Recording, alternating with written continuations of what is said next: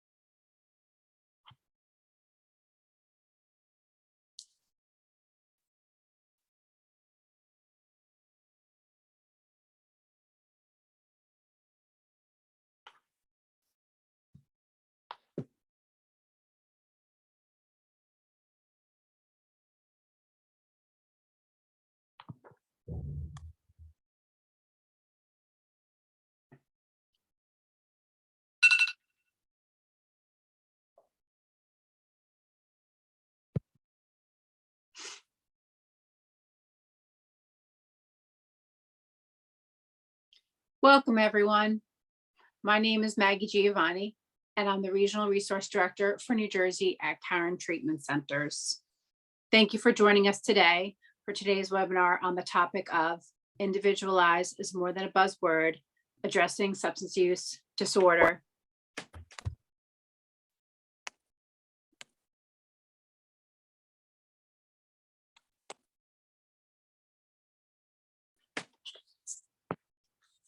Sorry about that. Addressing substance use disorder treatment from co-occurring disorders to gender and gender identity, to stage of life and more to improve outcomes. As a reminder, we will be conducting the session in webinar format, meaning all participants' microphones will be muted. We will not be able to see you. During the presentation, please utilize the Q&A feature to ask any questions. Depending on the volume of questions, if we don't get to your question before the end of the hour, we will have someone from our team follow up with you directly. Additionally, the slides and recording of the webinar will be emailed to you within 14 days of the program to the email you are registered with. Today's presentation is eligible for 1 continuing education credit. We would like to thank our educational partner, CE Learning Systems, for assisting in providing these credits through co-sponsorship with the American Psychological Association. Please note that in order to receive your credits, you will need to be on for the entirety of the program and complete the post-webinar evaluation. A link will be emailed to you directly after the presentation from cego.com. So be on the lookout for that. After finishing the evaluation, you will have the immediate access to your certificate of completion. Today, I am proud to announce our presenter, Kate Appelman. Kate Appelman is our Senior Director, Clinical Practice and Professional Development at Caron, Pennsylvania, with a major focus on improving programs that support Caron's clinical teams. Since 2013, Kate has been active in program development, supporting evidence-based clinical programming for executives, healthcare professionals, attorneys, and others with opioid addiction. Her areas of expertise include motivational interviewing, working with family systems impacted by addiction, relapse treatment and prevention, and men's addiction treatment and recovery. Prior to taking on this role in 2022, she was our Senior Clinical Director of Men's Services. Kate has extensive training in addiction, interaction disorder, is a certified clinical counselor, and is a certified sex addiction therapist and a certified multiple addiction therapist. I will now hand the presentation over to Kate to get us started, and thank you for joining us today. Thanks so much, Maggie.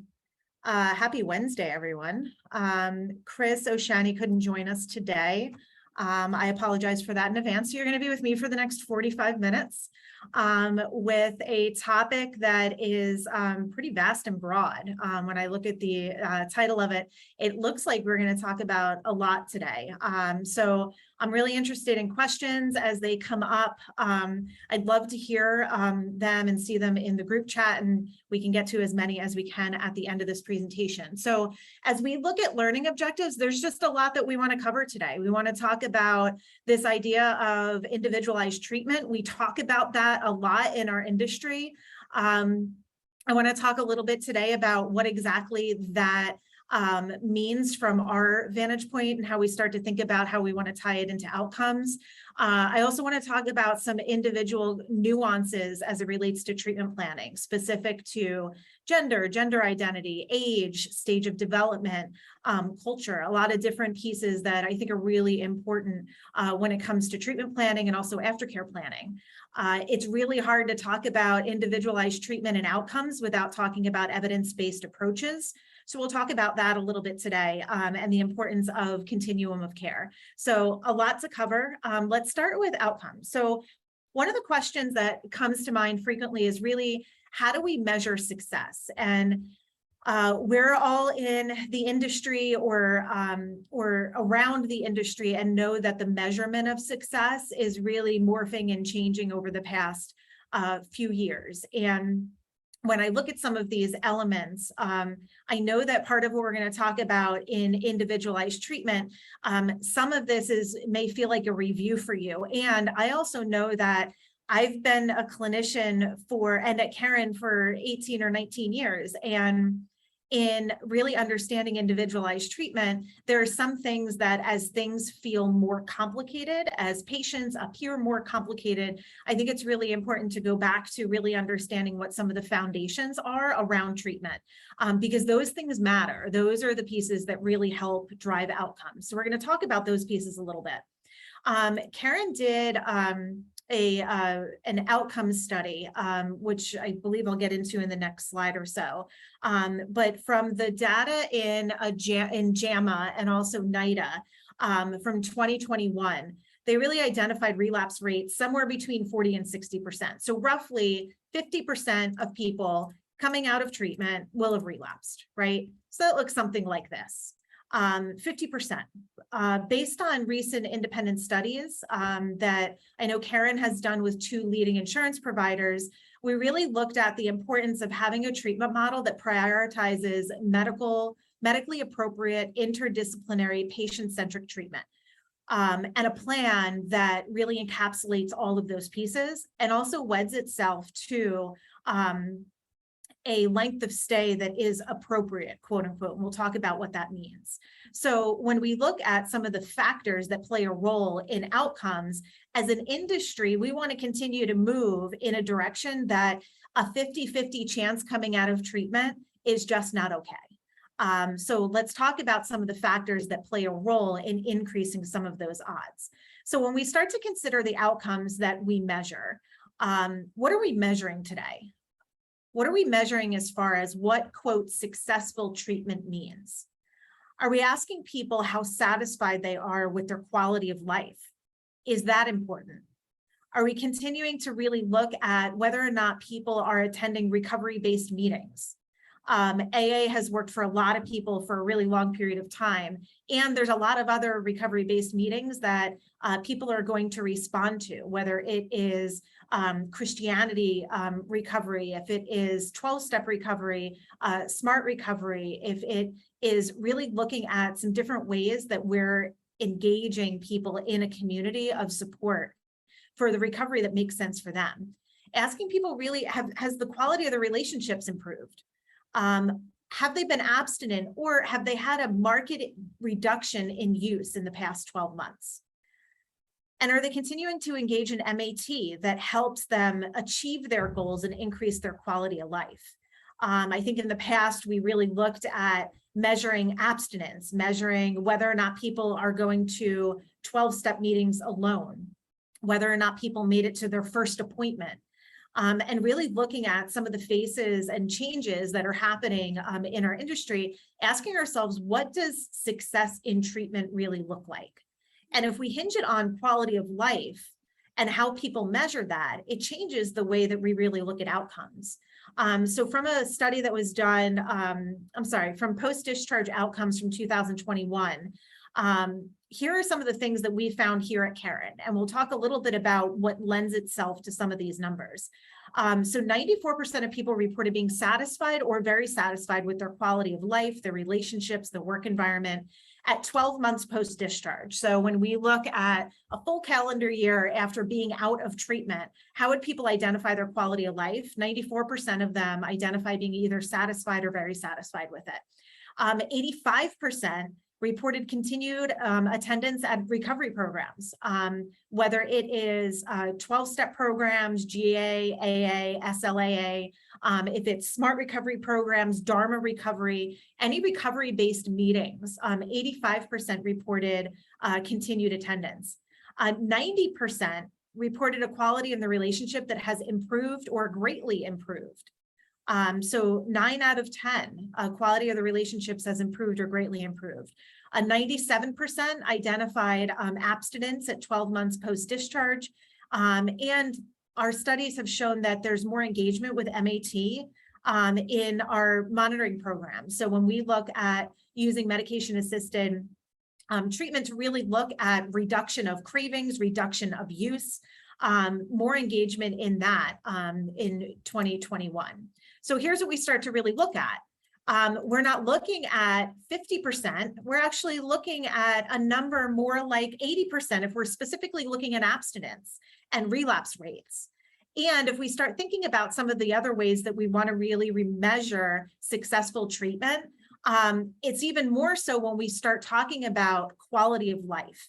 And again, we have to ask ourselves, what is it that we want to be measuring? I think that there's a lot of ways that we can really look at outcomes and numbers and statistics. And I'm always curious about what is it that we're doing that's creating some of these outcomes? What are we doing that's really making a dent in it? Here is an infographic, if you're interested in it, that really looks at value-based data and looking at some of the research that we've done with 2 leading insurance providers. When we look at rates of recovery 30 days post-treatment, the 95.5% rate of recovery really looks at some pieces around self-report, which there's a lot that we can say around that. Those same people in 2021, is this 2021? This might be 2019, over 90% identified as continuing to be in recovery 90 days post-treatment, which is a really great number based on industry standards. And then as we look at the readmission rate within 30 days, what this looks at is not the readmission rate back to Caron, but the readmission rate back into any network provider for patients. So if somebody has gone to detox, if they went to a different intensive outpatient or a different inpatient treatment setting, really looking at what are the readmission rates 30 days post-treatment. And how do we keep patients engaged within, especially that first year, and then thereafter, to be able to really increase quality of life. So let's talk about individualized treatment. So there's a lot of analogies we can use when we talk about individualized treatment. The analogy that I use probably most frequently in my time is I always ask patients to really think about the fact that when they come into admissions, I want them to imagine the person behind the desk, going behind the desk and bringing out a toolbox and putting it right on top of the desk and saying, while you're here in treatment, your goal is to fill this. That's your goal here.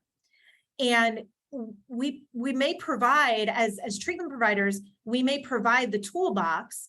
Our other job is to provide the tools to lay in front of people and help them pick up the tools as they need to.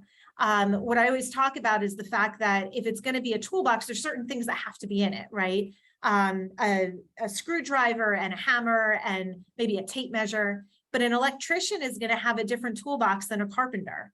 If I'm somebody who comes into treatment and struggles with dependency on benzodiazepines and anxiety, what I'm going to need as far as my toolbox is going to be very different than the person sitting next to me struggling with chronic pain and opioid addiction. So when we talk about individualized treatment, there is this kind of special sauce that goes into it. And we all know if you're a treatment provider, that's the art form of it. So what I want to talk about a little bit in this presentation is what that art form is, what it looks like, some of the nuances to it, acknowledging that I could probably talk about this for days and not hit a tenth of what we need to talk about when we really talk about what true individualized treatment is. Because the truth is, people are complicated, people are complex, they're messy. I wish that when someone came into my office, they came in and all of their struggles were nicely compartmentalized into these different buckets, and that's just not the case. And there's pros and cons that come to it. I think that when we look at this piece around the fact that people are complex and messy, if you look at the picture on the right-hand side, what this tells me, I choose to look at this picture and acknowledge that if there is a substance use disorder and anxiety and family-related issues and trauma that are all in this picture, what's beautiful is when it's blended together, many of the skills that lend themselves to one will also positively impact some of the others. So as we look at individualized treatment, we have to acknowledge that people may even show up with the same colors as far as paint is concerned, but their picture is never, ever going to be the same. Because people are creative, they're unique, everyone is one of a kind. And most people come into treatment because they want some sort of change. They may not want the change that you want them to have, or that their significant other or their children or their employer want them to have, but they're looking for something to change. It's a matter of really identifying what that is. And as we really look at what is it that we're looking to change, hinging back on what is the goal. So if we had, a work group to talk about what's the goal of treatment, whether it's inpatient, outpatient, if it's intensive outpatient, whatever your level of care is. And many people will say, well, the goal is recovery. Okay, so not everyone that sits in front of you, their goal is recovery, obviously. And how do we even define what recovery is? So I've worked at Caron for almost 20 years, and I can tell you that the definition of recovery 20 years ago was almost fully hinged on abstinence in conjunction with behavioral change. So many different pieces that really looked at recovery, that's what they looked like. So there's a quote here from the Betty Ford Institute consensus panel. This was from just a few years ago, that really looked at recovery as a voluntarily maintained lifestyle characterized by sobriety, personal health, and citizenship. Now, when we look at how we want to define recovery today, it's very different. It's very different. So how do you encapsulate recovery from trauma into a description like this? How do you encapsulate recovery from different substances? How do you encapsulate recovery from an anxiety disorder? Or D, all of the above? So Samsha has really talked about recovery being a process of change through which individuals improve their health and wellness, live a self-directed life, and strive to reach their full potential. So one of the things that I do in my day job is I do a lot around clinical supervision, and I am thinking about the blended model of supervision. Really looks at all of the factors that an individual, that a therapist brings into the workplace, and it all really hinges on philosophy. It starts with philosophy. And then there's, skill and insight and different contextual factors and all of those pieces. But it really starts with philosophy. What's your philosophy on what recovery is? What's your philosophy on how people change? What makes people change? What drives people and motivates them to change? All of those pieces, as we really look at individualized treatment and individualized treatment planning, those elements and those questions and those beliefs and philosophies, they're going to come to the surface. I'm hoping that in this presentation, it helps bring some of those to the surface a little bit more as we take a time out in our day to really think about how do we individualize treatment? What exactly does that look like? So we start to think about, where do we get our data from? So I have a patient that's sitting in front of me. Where do I get my data from? And how much are my assessments based on a 360 model that are not just necessarily coming from the perspective of the individual? That is probably the most important piece. And there's other factors that have to play a role in it.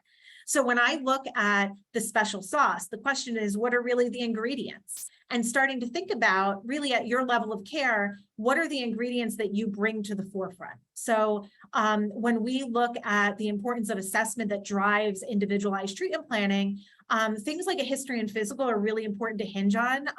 Different psychometrics and lab work.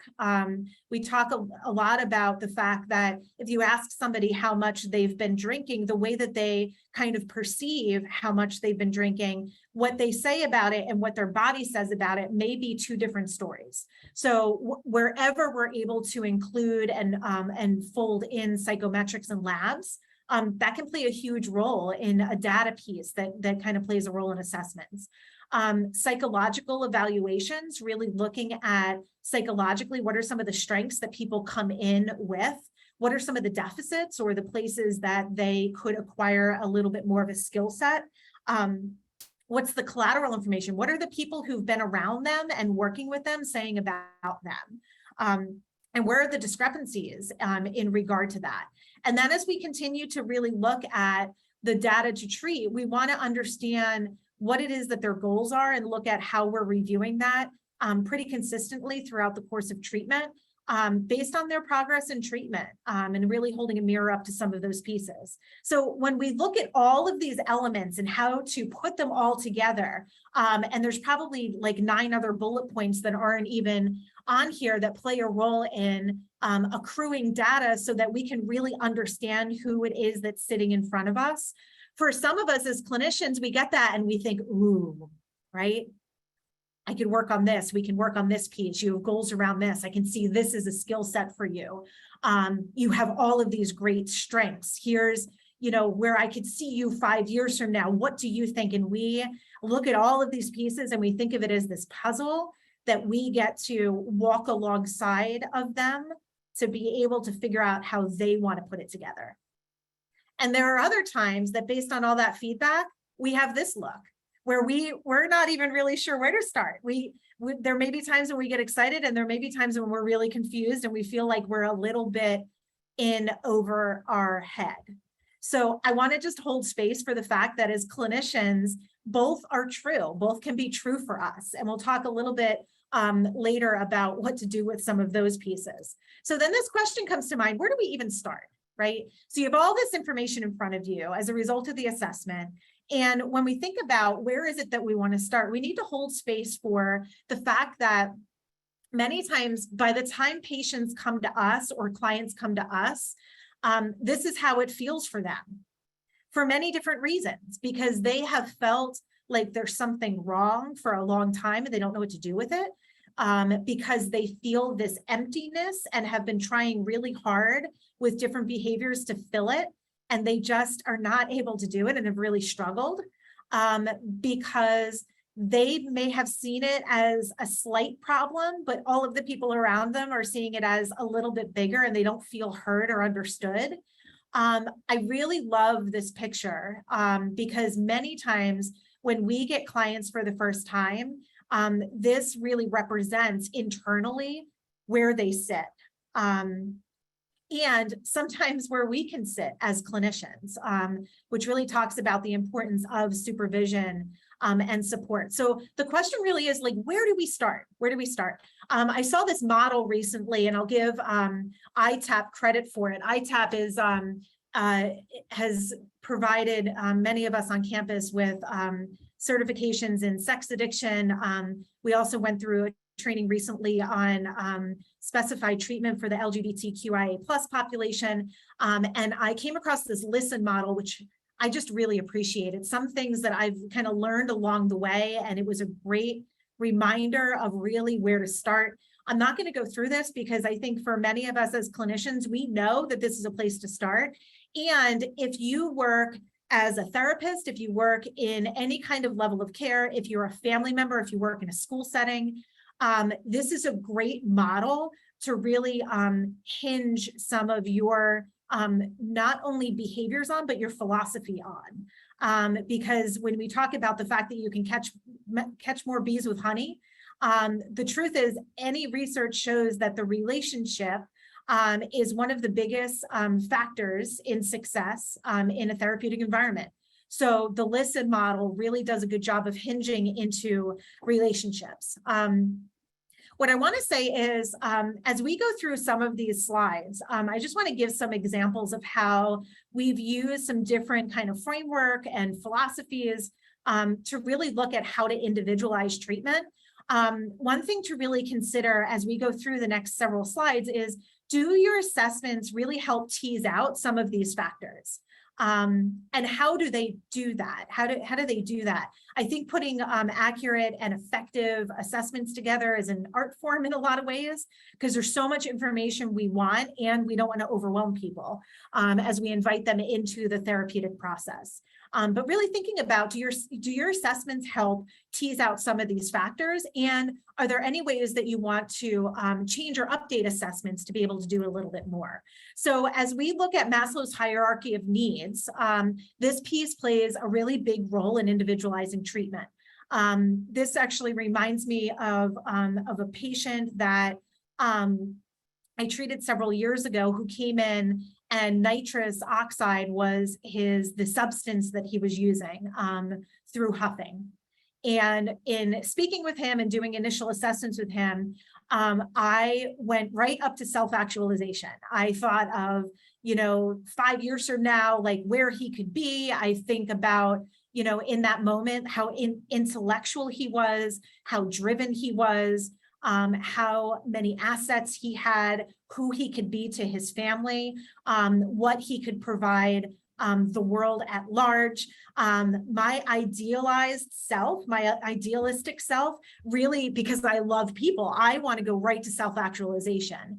And when I took a step back and really actually went to the treatment team and talked about the results of the assessment I did, and what the physician thought of him, and the results of the psychological evaluation, and the nutritionist, one of the things that we really talked about from a psychological needs perspective is this gentleman had a pretty significant B12 deficiency. It's really hard to self-actualize when those pieces aren't taken care of yet.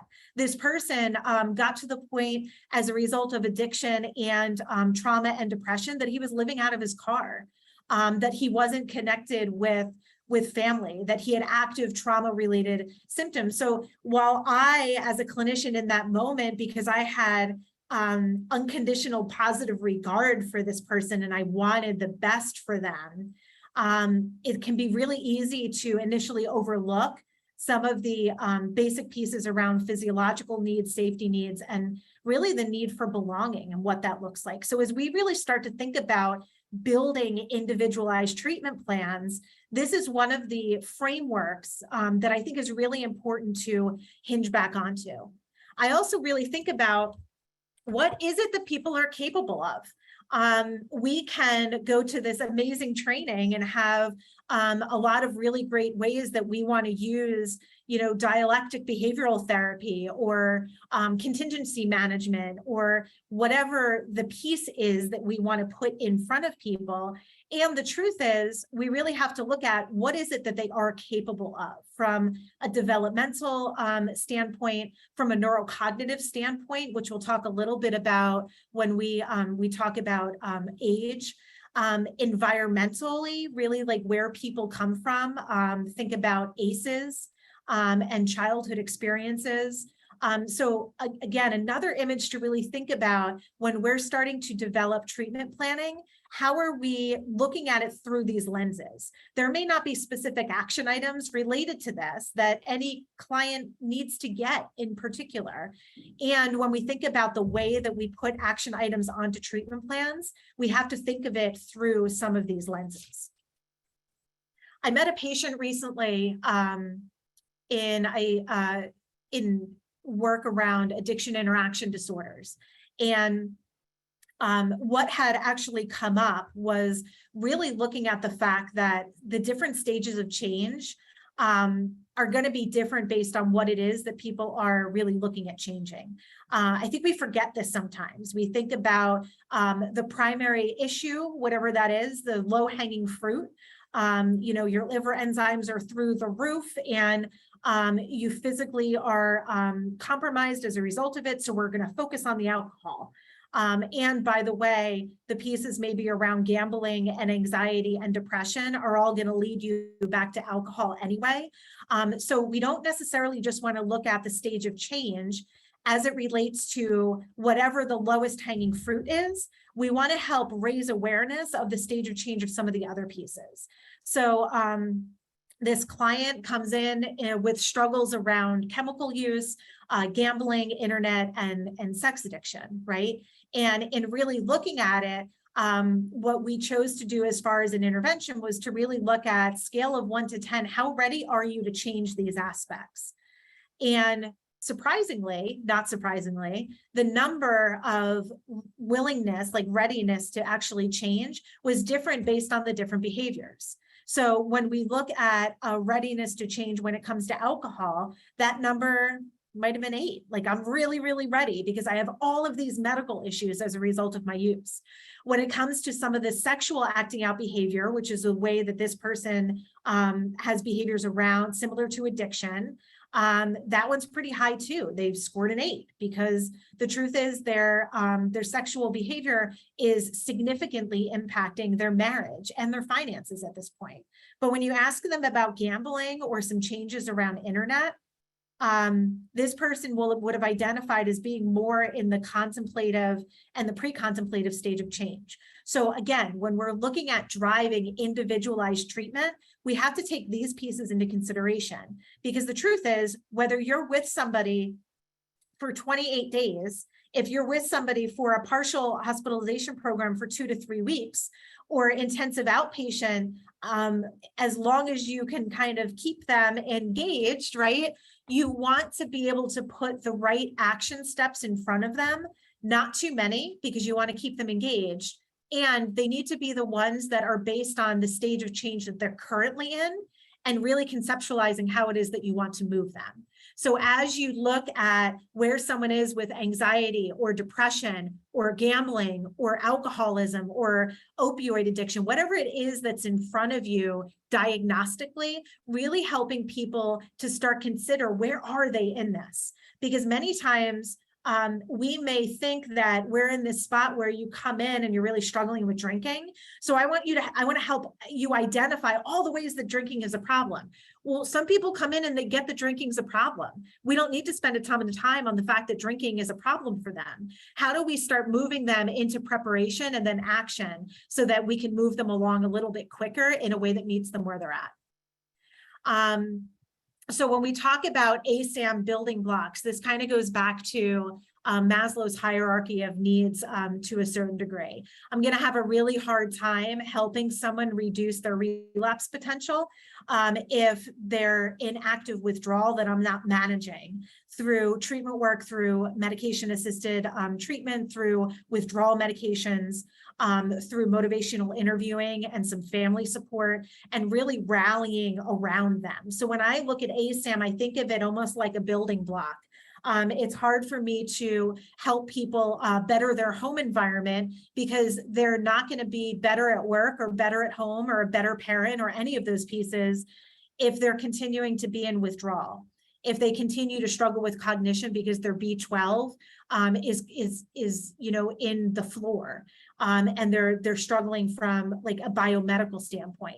So when we think about ASAM, again, when we think about ASAM and how it drives treatment planning, how do we build based on symptoms that we see and then have appropriate interventions? I'm going to skip this one for right now. SNAP assessments. Where do we have this in our assessments?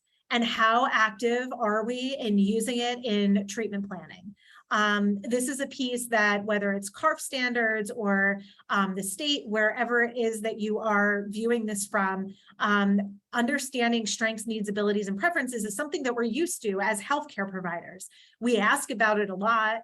We ask about it throughout treatment, and how much, when we're putting that one action step onto a treatment plan, are we doing it through this lens? So this is a pause and remind moment to really think about, what is it that they identify as their needs? What is it that they identify as their abilities and preferences? So if I have somebody that is in their late teens, early 20s, the amount of talk therapy that I may want to do with them may be really good to integrate some of the adventure-based counseling elements with, because that might be one of the preferences, because the idea of sitting still for an hour-long session isn't something that they're able to really retain. When we think about strengths, I think it's really important for people to start treatment by acknowledging what is it that they already have in their toolbox. What is it that they already have as far as skills and awarenesses and things that they're good at and experiences that they've had? How do we take those and put some of those on pedestals? Because many people come into treatment with a significant lack of hope and shame and feel like they're starting not even from square zero, but they feel like they're starting from -20. As we continue to highlight the strengths that people come in with, we can really highlight the fact that in a marathon, they may not be starting at the starting line. They already have strengths that have maybe put them 3 or 4 miles in. How do we hold a mirror up to that and really highlight that for them to help with really instilling hope and helping them with feeling motivated to really make the changes that are going to behoove them in their getting a better quality of life, right? So something else to really think about. And throughout all of this, resilience is one of those pieces that, man, I think about so frequently when I think about treatment. Because when I think about resilience, things are hard, right? Things are hard. Things are hard in life. Things are hard in active addiction. Active addiction in and of itself is traumatizing for people because the behaviors that we have don't match our values. And when those continue to conflict, we have shame. And shame many times can be incredibly traumatizing for people. So when we look at resilience, this goes back into looking at a strengths perspective. We as human beings are a lot more resilient than we give ourselves credit for.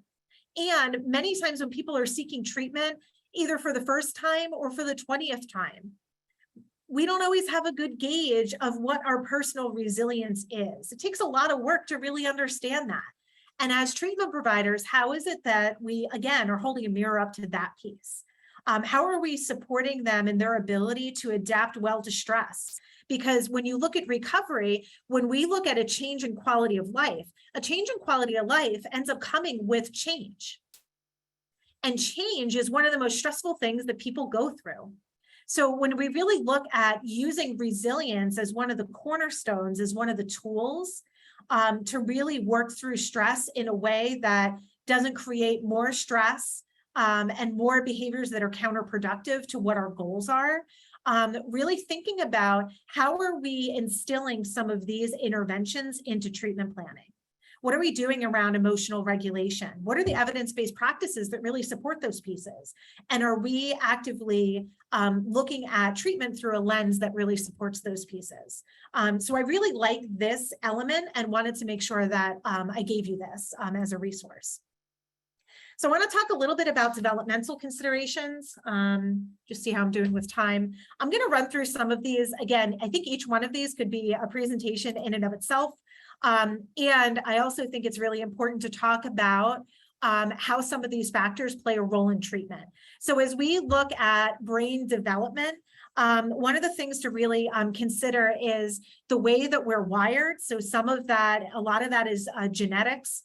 If you have a chance to, if you haven't really read up on some of the updated research from the Genome Project, it's really interesting stuff. There's a ton that has come out that is going to really start to continue to change the face of addiction treatment and treatment for a lot of different disorders, and really understanding what's genetic and what is learned, right? So that we understand like where we should be kind of hinging our efforts. So as we're looking at individualizing treatment, really looking at brain development. So going from adolescent treatment all the way into older adult treatment, as we look at some of the nuances of how it is that we're providing treatment, we need to take into consideration developmentally where young adults are as far as reward versus risk, emotion versus logic, and why it is that that's happening, but also understand the other orientation, right? How much of them am I self-oriented versus other-oriented?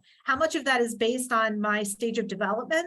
How much of that is based on my personality? So thinking about some of those pieces. I really like this visual that looks at brain development. So if you think about it, as the brain develops, it starts from the brainstem to the cerebellum, to the limbic system, to the cortex, the prefrontal cortex.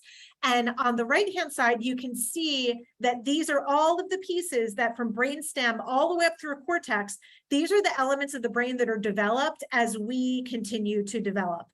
For anybody who knows me, you know that I've treated people from kind of adolescent into older adulthood. I also have like a ton of kids. So my youngest is 1, my oldest is 20, and I have 2 in between there.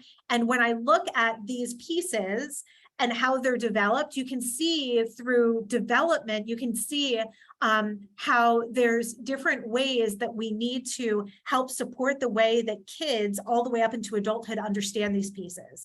And when it comes to addiction and struggles in the reward system and struggles in the way that people attach, what we find is that there's struggles in there that actually then create addiction, that actually then create anxious attachment styles, that actually then create avoidant attachment styles that may result in depressive symptoms, and so on and so forth. So I like the context that this has when we start thinking about when you're individualizing treatment plan, what are some of the stuck points that in relation to this that we need to take into consideration? And from a developmental standpoint, what are some of the stuck points that we see? So when we look at, I'll look at adolescence, for example, identity versus role confusion. How many times do you in treatment have adults that are in their 20s, 30s, 40s, and thereafter that are really struggling with identity and role confusion? Well, that's not just an adolescent problem. That's an adult problem as well. And what lends itself to that? So one of the things that we see a lot in our industry is the younger that we use, the more challenging it is to emotionally grow and develop. So as we look at some of these pieces, these are not just age wedded. We look at how is it that we can help set someone up in treatment and then post-treatment, because for treatment, 28 days, for example, is a drop in the bucket. How are we setting people up in a way to successfully really move through some of these elements? So I want to talk just a little bit about gender and some of the gender pieces that play a role. And I'll talk a little bit about gender, but I also just want to talk about cultural differences, and really what that means. So again, the Genome Project has made a lot of changes in the way that we see things, the way that we see what is genetic, what's nature versus nurture. So I want to talk about just a couple of things.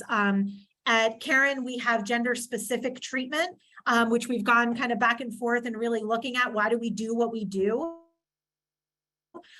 From a brain development standpoint, there's a lot of different examples of why in utero, female brains and male brains develop differently. From the corpus callosum is the piece that kind of brings the two hemispheres together. It's just thicker in women. So when you think about the ability for women to multitask, that's biologically one of the reasons why that works well. There's also an increase in linguistic skills for girls than there are for boys. A lot of that is nature. Some of that is nurture as they grow older. And when we think about from a biological standpoint, the frontal cortex ends up being more organized, or actually organized in a different way in women than it is for men. So when you think about just biology, think about the fact that women have less body mass typically than men. So from a biological standpoint, it makes sense that women need to read rooms. They need to be able to encode facial differences, to be able to read a room to make sure that they're safe in that room. Because if anything becomes physical, they're in a position where can they protect themselves? So again, some of this is biology. A lot of it is nurture. A lot of it is nurture. So when you start looking at the ways that we are developed and you look at some gender differences as it relates to treatment, acknowledging the fact that the way that we grow up, the barriers in treatment may be different based on gender. I think that the differences are, the gaps between differences continue to close as we challenge gender norms. And they're still there, right? They're still there. When you ask about some of the biggest issues with women coming into treatment, many of them continue to be childcare. When you ask about some of the biggest issues with men coming to treatment, much of it has to do with the ability to bring finances into a household. That's not everyone. And there's still big factors that come into treatment. So we see those in group settings. We see those in individual sessions.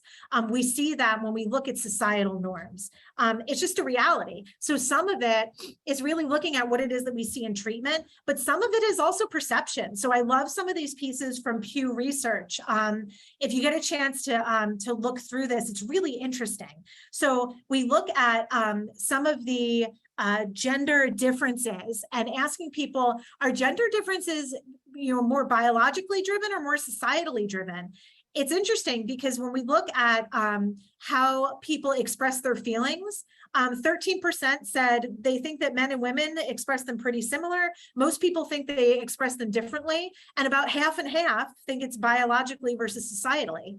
When we think about approaches to parenting, half and half. When we think about physical abilities, more people think that that's a biological piece than a societal piece. How does all of this play a role in treatment? All of this plays a role in treatment because when you even look at the perception around the pressures that men versus women feel, that comes into a treatment setting. When we look at what people expect the top traits to be in men versus women, they're different. So when you look at treatment planning, when you look at individualizing treatment programs, I want you to really think about how is it that we lend our treatment programs to some of these elements. Because the truth is, in the end, as we look at some of the differences, it's not just about gender. It's not about gender identity, race, nationality. It's not any of those things. It's actually just, it's all of those things. So as we look at the people that come into treatment, I want us to really think about the fact that, when we look at whole person, how is it that we're creating space for whole person? And how do our assessments and treatment plans hold space for that? What does that look like? So some of us do individual work and don't necessarily do a ton of group work, or we don't have people maybe in an inpatient setting or in a cohort or a milieu. And many of us do. Many of us do have patients that are in cohorts and milieux. So when we look at some of these pieces in the face of treatment and the face of people that come into treatment, how is it that we're actively holding space for all of these elements? Because if you really go back to the SNAP assessment and you think about some of the strengths that people bring, most of the strengths that people bring come as a result of everything that's on this slide. They come as a result of education, as a result of how they understand their thinking styles and their experiences based on sometimes lived experience and age. Some of the factors that come along with religion or spiritual beliefs, some of the factors that come along with sexual orientation and looking at the experiences that they have in life. So how is it that we're creating space for these pieces? And when you look at it, there's a certain piece that we can see above the surface, but then there's all these other factors that we don't always think because we don't always physically see it. So one of the things to really consider is when we're writing treatment planning and we're individualizing treatment, how do we hold space for these elements? Because the reality is when we look at different populations, there are different experiences and different treatment needs based on populations. And we know that. And I'll use LGBTQIA+ for example. So when we look at really individualizing treatment, we need to hold space for the fact that not all and many of the LGBTQIA+ population that we see in treatment have these experiences. So how does that lend itself to what the needs are as far as Maslow's hierarchy of need. It's really hard to get anywhere close to self-actualization when I don't feel like I'm loved or belonged. And I also am in a spot where I'm struggling with other symptoms that are coming up that are really challenging for me. So I'll leave you with this. When I think about the role of evidence-based practices, based on the patient that you see that's right in front of you, really ask yourself, what's the smallest evidence-based approach that I can make that'll lead to the best outcome for my patients? What is it? And I think what I'm hoping is that this presentation is a little bit of a pause to really look at the evidence-based approaches that we know, the ones that maybe we want to think about knowing a little bit more about, the current research that is, when you think about where our field's going to be 10 years from now, are we in a place that we're learning about some of the evidence-based approaches that are going to make our approaches even more effective? So just like I would ask somebody on a treatment plan to look at maybe a readiness of change, I would ask you to look at some of these evidence-based approaches and ask yourself, a scale of 1 to 10, how much do you use them? And scale of 1 to 10, how effective are they? How much do you feel like you need to know a little bit more about them? And based on that, what am I doing as far as training, education, professional development to be able to learn a little bit more about them? So that obviously is important to you. You showed up today, right? So thinking about best practices, how do we know that? Because in the end, when we think about an opportunity to really improve outcomes, really investing in individualized multidisciplinary treatment for a length of stay that makes sense really reduces readmissions into treatment and helps improve quality of life. We also know that value-based care that are outcomes driven, that are specific for substance use disorder, identifying it as something that's chronic and treatable is important, because that's what really prioritizes evidence-based treatment, medically appropriate modalities, and appropriate length of stay. So looking at how is it that we can be a part of the solution with some of these pieces, because the truth is, this is what we want our North Star to be. Our North Star is, what if everyone could get better? What if that was the North Star? Again, this is the idealistic part of me.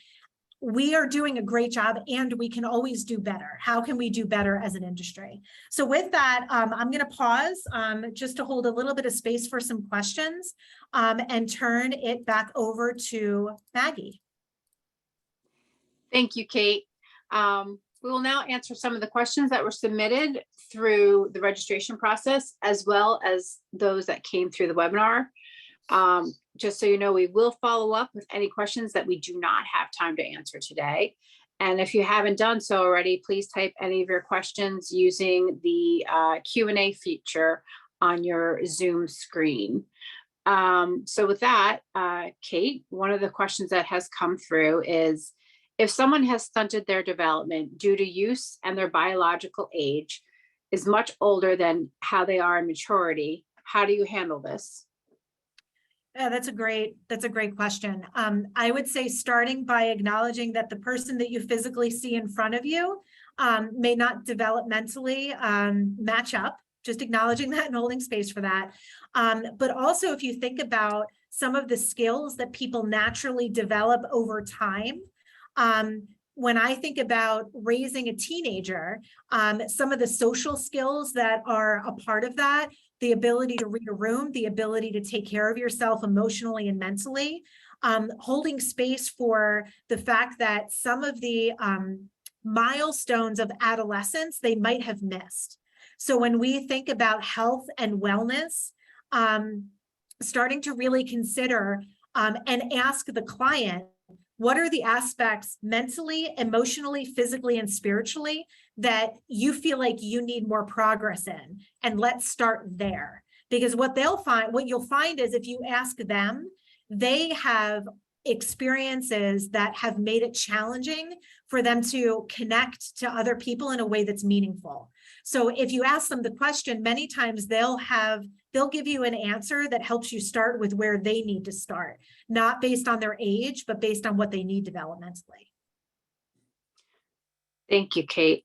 Another question that's come through is, I treat a number of Orthodox Jewish patients, and it can be a struggle to get them to agree to treatment without the approval of parents and rabbis. How should or shouldn't those parties be involved in the patient's care?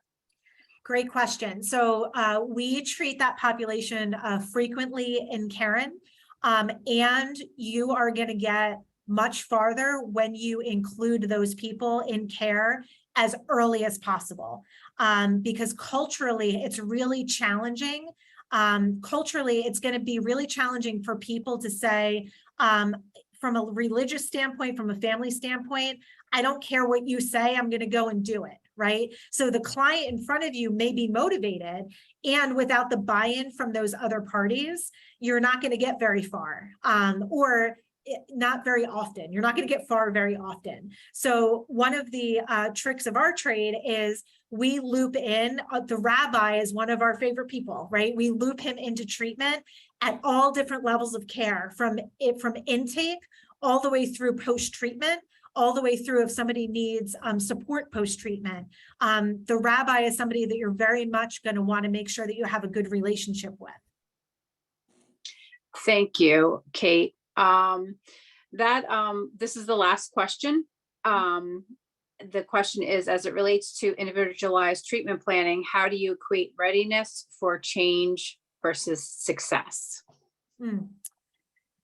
So that goes back to your philosophy of what helps people change. So earlier on in my career, the phrase that I heard was, when the pain gets great enough, you will change.